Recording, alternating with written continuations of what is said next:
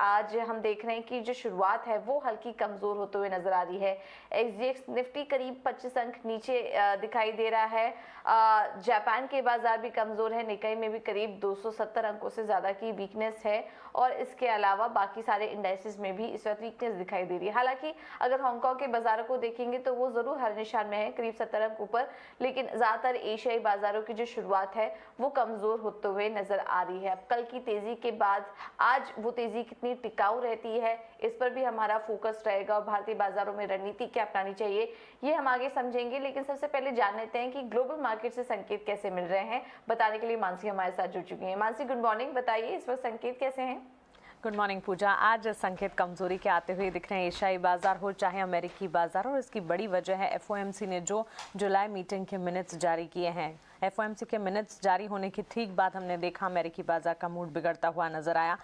FOMC ने अपने minutes में कुछ चीज़ें इंपॉर्टेंट कही। इन्फ्लेशन पर ऑफकोर्स फोकस है, जिसके चलते उनका कहना है कि इंटरेस्ट रेट जो है उसमें बढ़ोतरी आगे भी चलती रहेगी जब तक इन्फ्लेशन सब्सटैंशली वॉच आउट नहीं हो जाता, सब्सटैंशली ठीक नहीं हो जाता। 75 बेसिस पॉइंट्स रेट हाइक को उन्होंने यूनानिमस जताया। उन्होंने ये भी कहा कि फ्यूचर पॉलिसी स्टैंड्स जो हैं वो भी काफ़ी हद तक इकोनॉमी पर रिएक्ट करेगा और इसी के चलते रेट्स में इम्पैक्ट आता हुआ दिख सकता है। मिनट्स के ठीक बाद हमने देखा अमेरिकी बाजार में गिरावट के साथ ट्रेड्स नजर आए। डाउ में करीब आधे % की गिरावट हमने देखी। 5 दिनों से जो मजबूती थी वो थमती हुई नजर आई और बिकवाली का दबाव डाउ जोन्स में नजर आया। इसके अलावा एसएनपी में करीब 1% की गिरावट थी। एसएनपी भी 4 दिनों से मजबूती दिखा रहा था, वो भी मजबूती रुकी और कमजोरी की तरफ बदलती हुई नजर आई। और नैस्डैक में भी हमने देखा करीब 1.5% की गिरावट के साथ ही कामकाज जो है वो क्लोज होता हुआ दिखा। एशियाई बाजार नेगेटिव स्टार्ट यहाँ पर फिलहाल होता हुआ दिख रहा है। एसजीएक्स निफ्टी जैसे कि आप देख रहे हैं हल्की सी सही, लेकिन बिकवाली का दबाव यहाँ पर नजर आ रहा है। अब देखना होगा कि अगले 1 घंटे में एसजीएक्स निफ्टी सेटल इन होता है नहीं, ये बिकवाली जो हल्की दिख रही है पॉजिटिविटी की तरफ बदलती है या नहीं, या फिर जो ग्लोबल सेंटिमेंट्स अमेरिकन मार्केट से आ रहे हैं वही एशियाई बाजार को और इवेंचुअली डोमेस्टिक मार्केट्स को भी इम्पैक्ट करते हैं। यूरोपीय बाजार कल दोपहर हमने देखा इनफैक्ट कमजोरी यहां पर देखने को मिली। यूके इन्फ्लेशन के डेटा भी आए हैं, 10% एक बढ़त वहां पर नजर आई है जो कि कंसर्न बिल्टअप होती हुई दिख रही है। आइए कमोडिटी का हाल जान लेते हैं।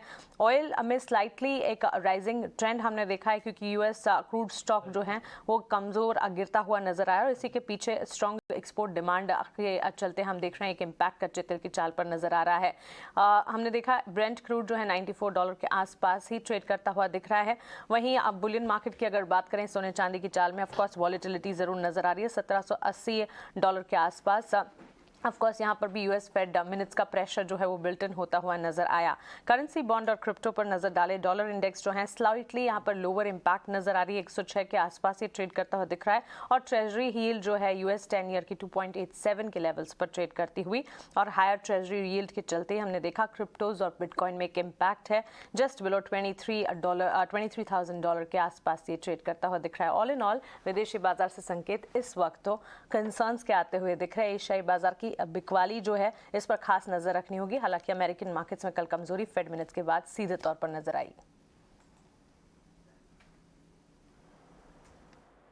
बिल्कुल, बहुत बहुत शुक्रिया मानसी ये सारी जानकारी देने के लिए। तो फेड के जब मिनट्स जारी हुए बैठक के, उसका असर कल ग्लोबली देखा गया और अब एशियाई बाजारों में भी उसका असर दिख रहा है। अब देखना होगा, एशियाई बाजारों की चाल पर नजर रहेगी और देखना होगा कि इसका असर आज भारतीय बाजारों पर कितना पड़ता है, क्योंकि कल तो हमने देखा कि शानदार क्लोजिंग थी, 60,000 के ऊपर निकला मार्केट और निफ्टी में भी 17,900 के लेवल्स के ऊपर की कल क्लोजिंग देखने को मिली है। अब आज देखना होगा कि उसका ये जो मिनट्स जारी हुए हैं इसका कितना इम्पैक्ट झेल पाता है आज भारतीय बाजार।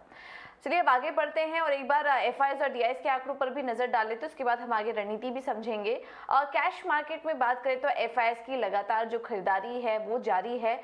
कल भी हमने देखा था कि करीब 347 करोड़ की खरीदारी एफआईएस की तरफ से देखने को मिली कैश मार्केट में। और इस पूरे अगर अगस्त में बात करें तो करीब 19,000 करोड़ से ज्यादा की खरीदारी एफआईएस की तरफ से देखने को मिली है। आगे डीआईएस की बात करें तो वहां पर बिकवाली का आंकड़ा लेकिन छोटा है, 510 करोड़ की बिकवाली हुई है डीआईएस की तरफ से। इंडेक्स फ्यूचर में 7 करोड़ की खरीदारी दिख रही है और इंडेक्स ऑप्शन में 5,437 करोड़ की खरीदारी यहां पर एफआईएस की तरफ से देखने को मिल रही है। तो एफआईएस अब वापस आ चुके हैं और हम देख रहे हैं कि लगातार अब खरीदारी का जो दौर है उनकी तरफ से भी जारी है।